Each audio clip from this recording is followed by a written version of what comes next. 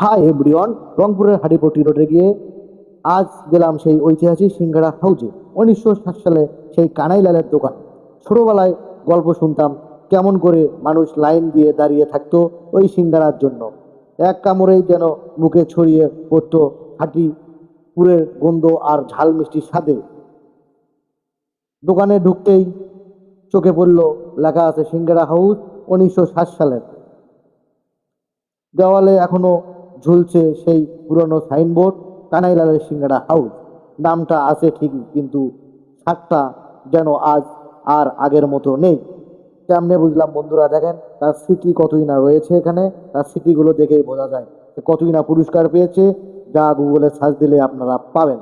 কিন্তু এখানে আসার পরে লোকজন দেখেই বুঝতে পারলাম তেমন আর মনে হয় স্বাদ পায় না, যার কারণে এই অবস্থা। তবুও শেয়ার করলাম, ঘুরে ঘুরে একটু আপনাদেরকে দেখানোর চেষ্টা করলাম। তবু ওই নামের উপরে লোকজন এখন আসে। তো সিঙ্গারা, কানাইলালের সিঙ্গারা হাউস নামটা আছে, কিন্তু ঠিকই স্বাদ যেন আজ আর আগের মতো নেই। সিঙ্গারার খোলস এখন একটু মোটা, পুড়ে সেই পুরনো মশলা খেলা আর নেই।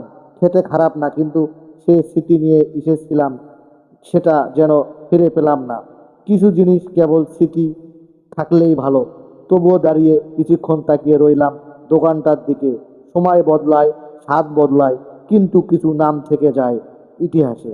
কানাইলালের সিঙ্গারা এখন শুধু একটা নাম, এক টুকরো পুরনো দিনের গল্প, এছাড়া আর অন্য কিছুই না। আপনারা যারা এখানে আসতে চাচ্ছেন বন্ধুরা, আপনারা আশেপাশে, বাড়ির আশেপাশে যে সিঙ্গারা হাউসগুলো আছে, এখানেই আপনারা এর চাইতে ভালো সিঙ্গারা পাবেন।